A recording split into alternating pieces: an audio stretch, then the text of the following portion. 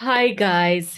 Oh my goodness, I am so excited to be having this conversation with this amazing lady. And oh my goodness, guys, we can sit here for a whole day talking about how we met, how Oh, we met on this show recording actually for a particular show in Ghana. But before I get into that, let me allow my guest to introduce herself. Please, Veronica, go for it. And you yeah. can give yourself all the titles that you want. Oh. Feel free, you know, feel Oh no, free. they're not that many. No, Yeah. but all jokes aside, Yeah. most people know me as V-Power Coach. Mhm. V being Veronica, and the power that I had to step into once upon a time. Yes. So V-Power is what I'm known for. I'm also known, of course, to be this free spirit, this dancing addict that just loves to communicate and convey her messages through movement. Oh my God. So that's what most people know me as. And of course, especially on LinkedIn, where I reside, most people know me as an impact course creation strategist. So, an online business coach in a nutshell. I Mhm. specialize in designing, crafting, and launching signature online courses for my fellow coaches and consultants so they too can be part of the ripple effect in the world because they're passionate and want to make a difference in the world, but don't always know how to go about it, where to start. And me being a former teacher with over 15 plus years of experience, I bring that instructional design, teaching Mhm. methodologies into the course creation journey. And of course, most people know me as, this free spirit, like I said. So, yeah, that's what I'm known for. V Power Gold Dust Queen. Yeah. I didn't give myself that name. I wish I did. I didn't come up with it, but that's what Yeah. people have been calling me because I speak a lot about the gold dust. Yeah. The gold dust effect is really the essence from which we are made. I say Yeah. we all sparkle. What Yeah. makes us sparkle are our stories, our gifts and talents, right? Our unique backgrounds and our experiences and our skills. Like this is all what makes us sparkle. So I call that the gold dust. And it's from that essence of the gold dust that we create these experiences. So yeah, that's me, Veronica Oh Safoa my Owusu, born and bred in goodness. Ghana, of course. Yeah. Oh my goodness. That like you've just introduced yourself and I'm already excited, especially about the goldust aspect. And I think you need to talk a little bit about that as we continue with this conversation. But one thing, let me tell you, one thing that I enjoy about, going through your content is the dancing part where you just throw out all this advice to women and to just people in general about the impact course that you are gracefully doing. It's so amazing and I really really enjoy just watching those dance moves. Sometimes I try to learn, but oh my goodness, I think you're on another level. So Oh, yeah, I really really enjoy those dancing aspects that you normally have for you your know, courses when you're introducing your courses. it's it's part of a business strategy, Yeah. because what is a business strategy? Mm-hmm. People think it's this whole complicated, essay of, your whole business plan, all those things that really are just very much detached from the human experience. For me, Mm-hmm. business is personal, and my dancing is a part of who I am. And in business, you must be who you are. That's what Exactly. makes you stand out. That's Yeah. what makes you unique. So if you have the ability to package or combine your talents and your gifts, which may seem unprofessional or nothing to do with business, Mm-hmm. the craft and the trick is to combine those skills and talents and gifts that you feel are not associated with your business and finding a way of aligning them with your business Yeah. messaging and your business acronym and what you really represent. Because essentially, it's about standing out and really being memorable. Oh wow. That's what makes you visible, and that's what attracts your ideal clients, your dream clients that you Mm-hmm. absolutely love working with to Yeah. you. Yeah. So dancing it's a way of being for me. It has a purpose. It's not just, oh, let's Mm-hmm. dance today, which is of course fine. I can do that in my kitchen. I can do that anywhere. But when I Mm-hmm. come online dancing, there is a purpose behind it. Oh In wow. Ghana, we have what we call the talking drums. Music in Ghana, especially, I'm sure in other African countries also, this is a cultural thing, always conveys a message. Even in the dances, there is a message when we dance. We have in the Ashanti region, we have the Adowa dance, right? And, it's like there's a message behind every movement. And I add that element into my messaging, because essentially messaging is everything in business. Your message, what is your message to the world that impacts and that inspires people to take action in a way that you want them to? Oh, wow. That is so amazing. That is such gold dust. Yeah. Gold dust. I really love that. Thank you so much for sharing that. And just to let you know how we met. We met in, I think I mentioned that, yeah, when we started. We met in Ghana. So we met in Ghana during a recording for a show. And let me tell you, when I met her and when we started talking, we clicked. Because some of our stories are similar. And that's why I do this show. That's why I do this podcast, for individuals to share their stories, for myself to share their stories and my experiences when I'm traveling, even experiences, even when I just get out of my house, the experiences that I have. And I believe every story has a meaning behind it. Every story can change one person's life. And that's why I decided to have Veronica on the show, because I remember, I don't know if you remember this, we had a call and you shared with me, yes, you shared with me part of your life story. And when you shared with me, I was like, oh my goodness, I need to have this lady on the show because this is a literal understanding or a literal meaning of coming and showing up to the table. And that's what we're talking about this October, coming to the table. And why am I talking about this?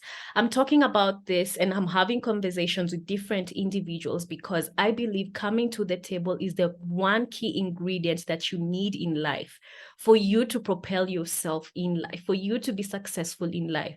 Because let me tell you guys, showing up and coming to the table is not easy, especially when you go through difficult challenges, when you go through, all these things that, have, these aspects that want to put you down, that want to bash you, that affect your physical health and your mental health. And Veronica, I know you have such experiences.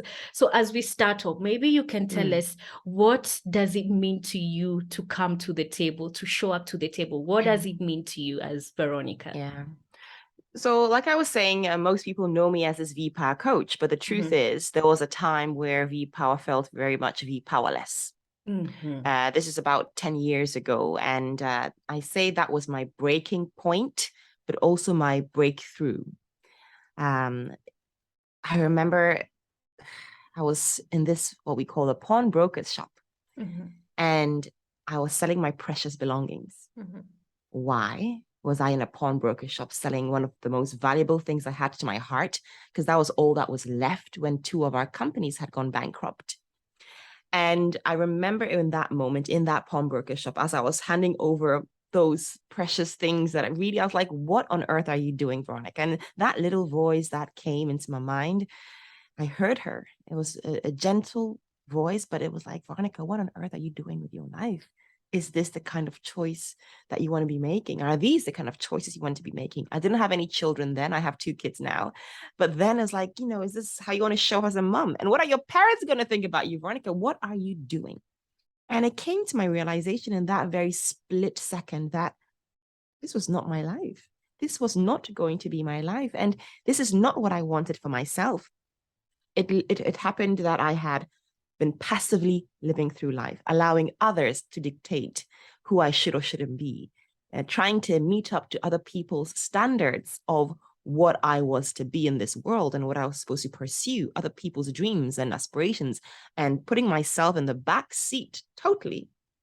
So that really broke me down. It was a realization. And it's funny because it doesn't happen overnight. It was over 5 years running the businesses that we were, which were doing very well, that all of a sudden you find yourself in this pit hole. Like, how did I get here? And it wasn't overnight. So it really turned out that I wasn't living my life according to my values and who I was. So the question is, so who are you, Veronica? After everything that you had ever identified yourself with ceased to exist. You thought you were a business owner. You're no longer a business owner. You thought you were a wife. Well, right by that time, my marriage was pretty much on the rocks. I wasn't quite sure how that was going to end. You see yourselves in these labels, and then you lose them. And it's like, what's left of you? So coming to the table requires that you start recognizing who you truly are when everything that you thought you were ceases to exist.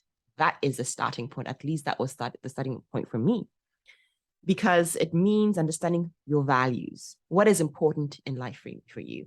My values were independence, freedom, communication, transparency, loyalty, honesty, impact, inspiration, transformation. I was a teacher by nature, and I was also had been a teacher for many years. And then I diverted into this entrepreneurial world, right? Because I thought maybe that was, what success looked like.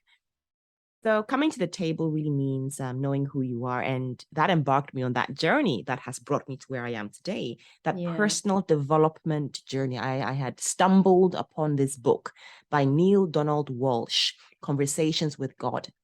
Nothing religious, but certainly spiritual. There's a big difference where spirituality is really knowing who you are, right? And knowing who you are not. And it's really about understanding life from a perspective of an experience and how you want to experience life, because the soul yearns to experience itself. And how can it do so if it is not in alignment? It's experiencing somebody else's soul. That's what I was doing, right? That's the frustration. So that really embarked me on this opening of the belief system, the paradigm, meaning how we navigate life through our own mind map, which has been created through our past experiences. And really diving into that allowed me to recognize that, you know what? I had created that rut I found myself in. That was my creation.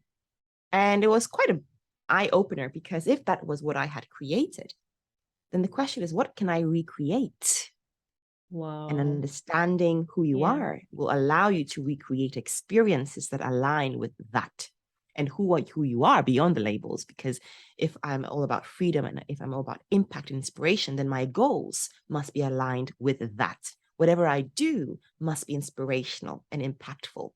And one of my values is also fun. If I'm doing it, it has to be fun, right? So everything I do today is aligned with who I am beyond the labels. So coming to the table, you have to come knowing who you are, because you can come to the table and be somebody totally different. And then you're frustrated. Why don't I feel comfortable at this table? Maybe you should create your own table. I don't know, but exactly. showing up.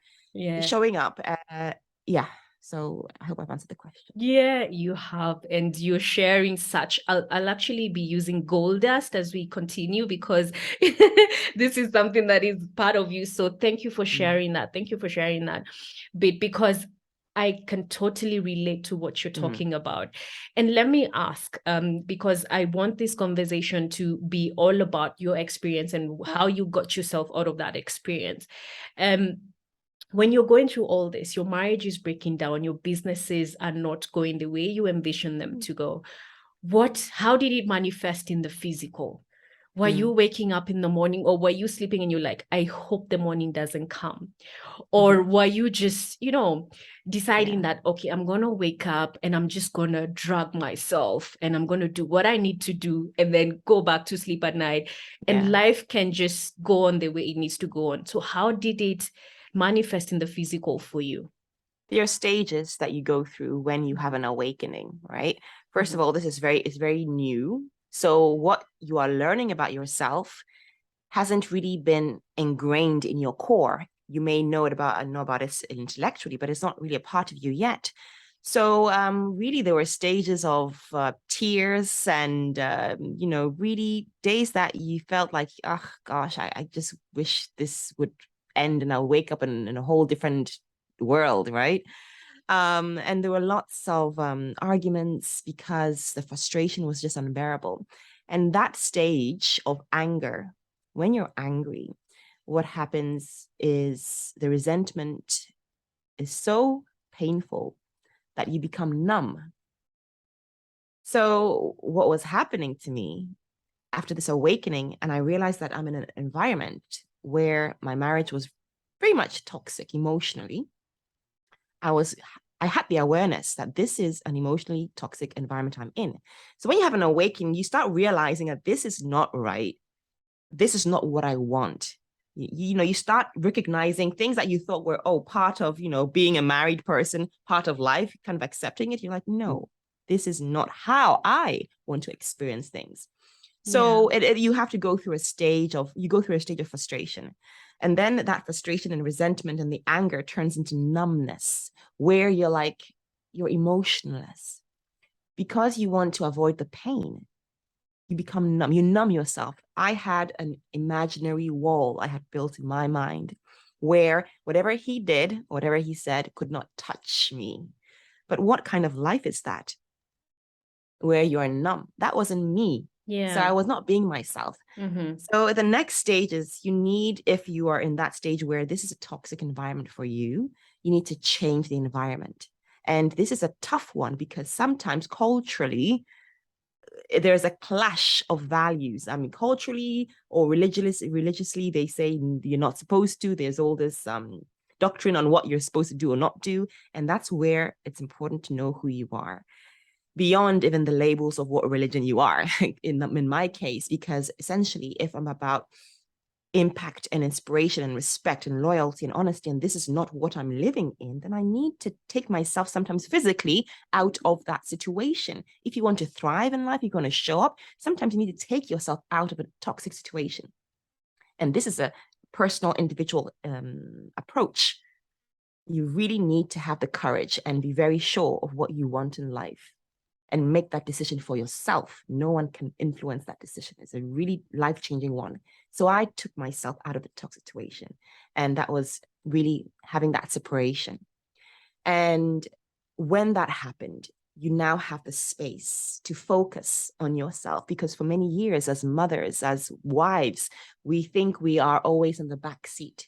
We are not important, at least.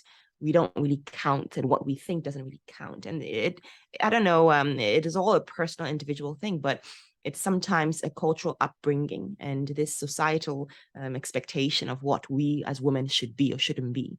So after that, I really started focusing on me. And that's where the changes started coming. The seeds that I had sown after that pawnbroker's shop and started immersing myself in personal development started to reap. You can't, if you plant seeds of inspiration, of empowerment, and you try and work on yourself, and you're still in that toxic, the seeds are not going to reap.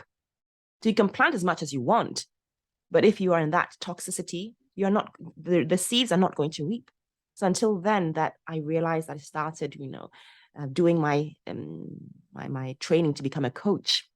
Right, I was like, this is it. This is who I want to be. Right, I kind of diverted from the teaching industry and said I wanted to be a coach and do things on my own terms. I had children then. I wanted the freedom of time. So that embarked me on that journey. But by that time, I was established as in who I am, what I want, and there was no other plan B. This is it.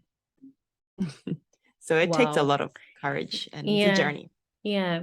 And at some point, did you lose your confidence? Because just tagging that onto my own personal journey, when I go through similar ordeals, or when I go through something almost similar to what you have gone through, I lose my confidence, I lose my value, and I question myself. Am I in the right place? Am I doing the right thing? Are people actually looking at me differently and all that? Did you actually experience that, where you lost your confidence, where you questioned your value, you questioned your worth as a woman, first of all, and every other responsibility that you had? Did you have that experience? Confidence. I see confidence in compartments. So in the phase of my life where I was in this toxic marriage and living somebody else's dream, somebody else's expectation of who I should or shouldn't be, I didn't know that, but I was not aware of it, but I did not value myself. When you ask a woman, don't you value yourself, or do you value yourself? She's like, of course I value myself. Of course I love myself. Like anybody that you ask, you say, of course I value myself. But when you look at the choices you make in life and how you're living life, it's there's a misalignment. Exactly. So I may have looked confident. I may have seemed like somebody who knows what she's, that she's happy in her life. But really, the truth is I did not value myself. And so that manifested in ways that I tolerated a lot of things that I should not have tolerated. And I think that can be rooted down into our childhood. Yeah. When we were told that we know, I remember that a situation where we had an English test. This is year for class 4, and I was maybe 8 years old. And we had an English oral test that day. I remember very clearly. There were 30 children in the class, and each child had to orally spell a word or 2 or 3 words. My turn came. The teacher approaches me and says, Veronica, can you spell these words? And out of the 30 children in the class, I could not spell those words. And she said, so you can't spell. Come to me at break time. Break time comes. Go to the teacher. You need to go to the vice principal's office. My mother's a teacher in that school. As I walk down the path to the principal's office, I'm dreading to see my mom, who's a teacher in that school, and wondering what I've done wrong.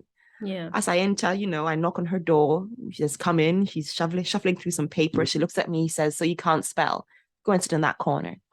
I sat in the corner for about 30 minutes as she sorted her stuff, tears trickling down my cheeks, thinking that, what have I done? I'm not good enough. I can't spell. Out of the 30 children, Veronica, you're not good enough. And I think it was in that moment that the seed was planted. Veronica, you're not good enough. You don't know how to. You're not good at math. You're not good at this, all these subjects. You're the worst. And all those seeds at such an early stage were planted. And as I move forward, fast forward, I always thought I wasn't, academically good. I was a performer. I was a humanistic student. I love the humans, right? But when it came to these specialists like math, science, and all that, I thought I was not good. That was the story I told myself. So fast forward in my mid 20s, when we had set up this business, you're not good enough. Let the boys handle this. They know they know better. So no, that wasn't confidence, and I feel that was planted. And until you realize that those were seeds that were false and they were not the right seeds, you can now unroot them so that you can plant new seeds. So confidence, I feel, is a compartment. I feel that when it comes to my business, who I am, I built that confidence. Confidence is built in your competency. It's more about self-esteem, which also is related to confidence, how you value yourself. So there's a huge difference. You can be confident and show up, but not value yourself as well. It has to be an alignment with how you see and value yourself to how you feel you're competent in doing things in life. When there's an alignment between how you value yourself and how you feel competent in doing things, then that's when really true, genuine confidence can be revealed. So wow.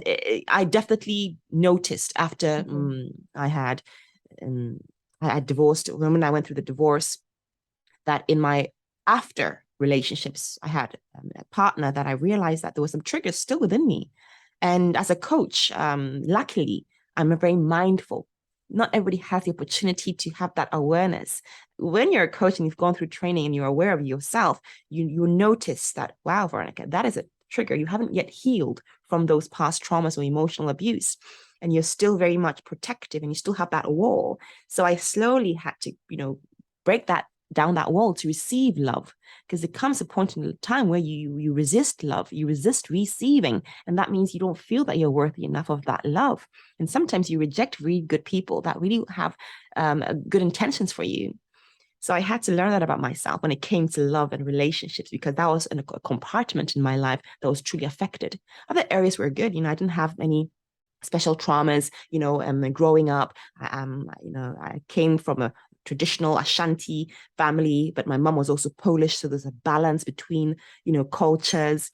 So those things were great. But when it came to love and relationships, I noticed that, Veronica, you got that compartment, you need a bit of healing because you've gone through a lot. And just having that self-awareness and that self-love and embracing that, let me receive love. And the more I worked on myself, the better I experienced love and the better quality people I attracted into my life.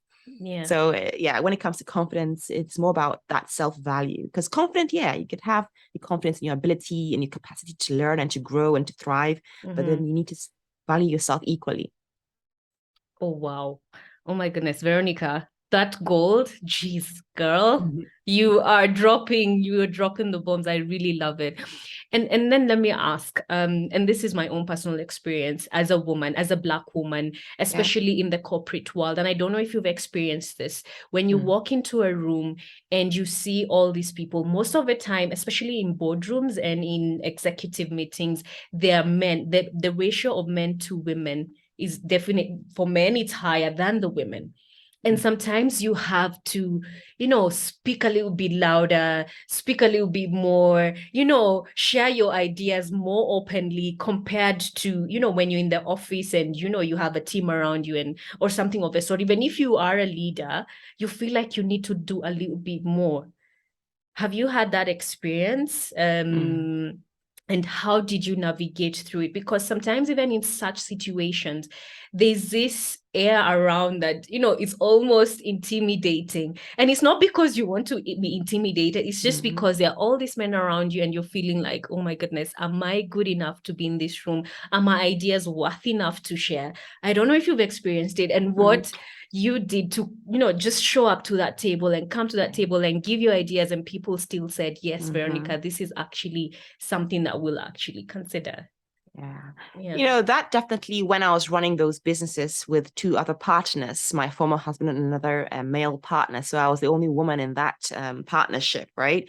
And I definitely felt that I felt that maybe my voice didn't matter and my ideas were not important. There were moments like that in that setting, particularly. But I remember also speaking nevertheless. And there were times when I did speak and they didn't like it, especially the third partner. So you can notice these things. I'm not necessarily a corporate person. I've always been a teacher fundamentally. And as a teacher, we're mainly women. So I worked with other women. And in Poland, which I worked as a teacher for over 15 years, I had very empowering experiences. I didn't feel made, I wasn't made to feel less than, I was the only Black person in the whole school. And so I can't relate to that. But when it came to the business side of things, and I had the male partners in the business, there were situations like that, or we had a meeting. But I've always been the one to speak up. It's been in me always as a teacher. And that was who I was fundamentally. So I always remember if I had an idea, I'd always share it and I'd always speak up. So I cannot really relate to moments where I felt intimidated to that extent. But I did feel that as a woman, sometimes you had to try a bit harder. But today, if I was to be put in such a situation, we're a whole different energy, we're a whole different vibe now. If I was to enter a room full of men, I would own that room. Because yeah, absolutely. Because I now believe in myself. I know who I am. I know my worth. I know my value. So when you know these things without a shadow of a doubt, exactly, yes, and you have, and a thought creeps up: Am I worth it? Am I, valuable enough? Like, these are rhetorical questions. Have you ever paused to answer that? Am I? Yeah, of course I am. Like, why wouldn't I be? Let's go. Let's do this. So it's really about yourself. Yeah. And I think it's more of a cultural thing, especially in the African society, because we are in a patriarchal society where men are the leaders, men are the ones who say what it is. And if it's not this way, it's not the other way. So it's something that I think is more cultural than anything else, because it's been ingrained in us. And as Black African women, I think it's something that we need to just get ourselves out of and think about ourselves and the value that you have been talking about. So do you value yourself? Do you think you're competent enough to be in that room? Do you think your ideas are worth sharing? And I believe every idea is worth sharing. It's just how you articulate it. Are you articulate enough? So showing up and coming to that table is just knowing that you're valuable enough. Your ideas are worth speaking in whatever room it might be, in front of a president, in front of a watchman, in front of anyone. It doesn't matter who it is, because I think for majority of people, they equate value to the title. And that's why the intimidation comes, Everyone is just a human being. I don't think anyone can kill you for giving an idea or sharing an idea, The fear of rejection, it's always been that. It's a fear thing. It's a fear-based thing. What are they going to think about me? Am I going to look stupid? Exactly. What if I make a mistake? All those questions. And then it goes down to our childhood and how we were, condemned for making a mistake or for doing bad in a test and judged. It's all a programming. We're running a program. And until we wake up and, say, this is not the program that I want to continue living my life by, and reprogram your mind through, new beliefs, sowing new seeds. But coming to the point about men and women, Yes. So in the corporate world, in life, generally in history, we see that men have always been the ones that are either, in a higher status or higher position and so on. And some of us may be intimidated by that. I think the intimidation comes when we think that we have to compete with Yes. men. That's a Yes. wrong mindset, a wrong Yeah. approach. I'm not competing with any man. First Mm-hmm. of all, the word equal. Yes, we're equal in certain ways. I understand that concept, but a man hasn't got what I've got, and vice versa. Yep. So we're all special, men Mm-hmm. and women. So I'm not competing with you because you can never be who I am, and I can never be who you are.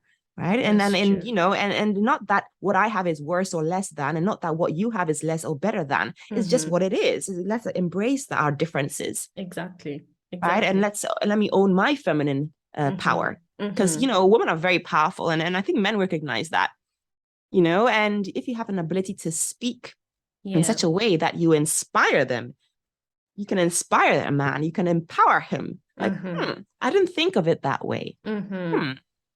You get them thinking. It's an art, it's a craft, it's a skill that you can learn. So as women, we need to own our own power, and we need to own our own special feminine energy and not suppress it and think we have to be like men. That is a huge mistake. And I work with a lot of corporate women who've been in the corporate, and they've been raised in corporate. When I say raised in corporate, they've been brought up in a culture where they think they have to be like men, and they have to be tough Yeah. as men, and they Mm-hmm. have to compete with them because I have to be like a man so that I can. What if you embrace your feminine energy and you had the ability to inspire, to, make them think? Because we have that compassionate, nurturing ability, embrace that. Oh God, having the feminine power is it's so special. It And I is. feel it's It so is. sad. Not all women actually, they only realize that later on when they Mm-hmm. realize that, oh, I do have something about my feminine energy that is very much appreciated and can be used to empower and inspire and facilitate change. If only I knew Mm-hmm. how to master it.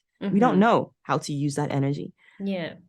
So is that part of your coaching? And maybe as you talk about that, you can tell us how the V-Power came to be. When was that moment where you got that light bulb in your head and you were like, oh my goodness, I have this power and I'm going to use it for my own benefit, but also for the benefit of others, because it's not, not everyone has that capability to actually, speak to other people to get the benefit that they got maybe after they went through a certain period in their life that was so dark, and they came out of it, and now they can actually talk about it and impact other people and inspire other people. So when did you get that light bulb moment where you said, okay, now I've got to live for myself, but not just for me, for others as well, for my children and for other women to become, the women they're meant to be, and to own that power that they have inside of them? Mm. And when I realized that I'm in this on my own, when I realized that I'm on my own, you think you can depend on somebody, and I was codependent on my former husband then, but the realization that Veronica, nobody's coming to save you. You can't even depend on him. And why should you actually depend? As much as I believe in the harmonious flow of energies and support, and the yin and the yang in a marriage and in a partnership, right? But in this case, I was like, I'm on my own right now. There's no support. There was only betrayal and infidelity and all the other things that came with it, unfortunately. So the realization that I was on my own, and I'll also say the coaching, because training to become a coach, you're coached yourself. I wish and pray that every single person on this earth can be coached, or at least goes through some coaching experience. Yeah. Coaching is transformational. It Mm-hmm. is something that certainly transformed my life and made me realize the power that I had within myself. So the V-Power came when I started my coaching business, because I had to unearth my story. As a coach, that's another struggle.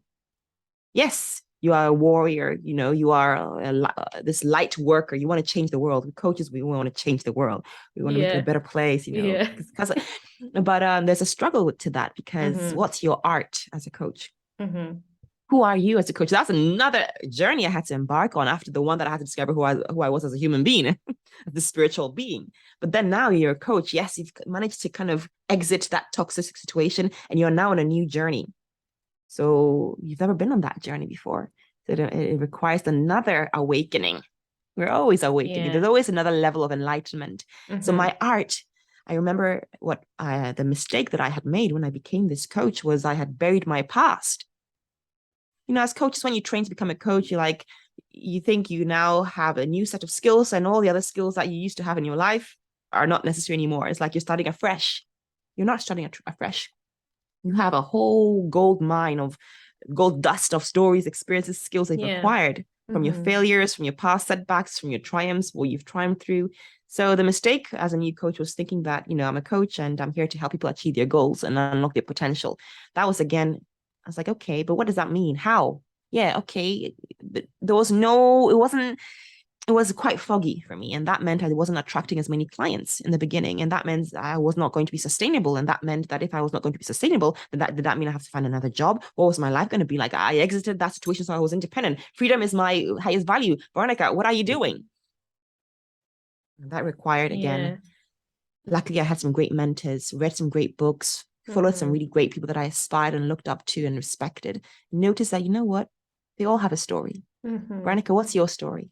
Yeah. And that made me go down memory lane to that moment. And I tell the story of the pawnbroker shop, the marriage, and all the things that brought me to where I am, and the awakening, Mm-hmm. and why I went into personal development, and how coaching found me. That was my story. And my teaching, I buried my teaching. I don't know why I was embarrassed about, because as teachers, we're not very much respected. Like, oh, the teachers have this reputation of, they have this, I don't know if it's actually parental, but it wasn't something that I was proud of. Mm-hmm. But after unearthing that, I'm the proudest teacher ever you'll find. Oh, wow. Right? I mean, and Wow. I realized I had 85 million hours of teaching experience. Veronica, what are you Mm-hmm. doing with that? Mm-hmm. So that's how I used that skill of my gold dust experience in teaching. I was in teaching in Poland. We did instructional design, how to create programs, courses. And now I'm this newly baked coach with a mindset, empowered, and the ability to transform and trigger people, evoke things. How am I going to use these two skills? I combine them. And now I help other coaches unearth in a coaching style, because we have to go deep, unearth their gold dust of past experiences and stories so that they can find that sweet spot and they can package whatever challenge they've overcome or whatever problem that they have solved in their life, and now package it in such a way that they can create a roadmap that is called a blueprint, and now serve others using that blueprint so that others can overcome similar challenges that they faced. This is what gives you purpose. This is what gives you meaning, so that's what I do today. Oh, wow. Oh my goodness, Veronica, I just love your story. And I'm so glad that whatever you went through actually birthed your purpose. And I'm glad to see you on this other side. And as I said, I really enjoy your content. And I'm sure your clients and the people who've gone through your coaching actually attribute the same, they actually tell you the same thing. And they attribute their successes to what you've managed to take them through. So thank you so much for sharing your story, coming to the table, showing up to the table as yourself, even after going through the different challenges. And I'm sure these challenges sometimes, they don't end. Life is about ups and downs. So you get Absolutely. these challenges, but you go back to where you came from and you're like, I can pull myself out of this. So thank you so much for sharing your story. I really, really appreciate it. And let me ask, as we come to a close, where can people find you? Where can people interact with you to get access to your coaching services and all that? Well, my virtual office is on LinkedIn. So that's where I reside. That's where I create my content. So that's Veronica Safoa Owusu, or hashtag V-Power Coach. You can find me there. Or my website, v-powercoaching.com. But yeah, let's connect on LinkedIn. That's where we have the most fun. Awesome. Thank you so much. I really appreciate it. This was such an amazing conversation, a needed Thank you. conversation. So thank Mm. you. Thank you for sharing your story. I'm sure it will inspire not just women, but also men. So thank you.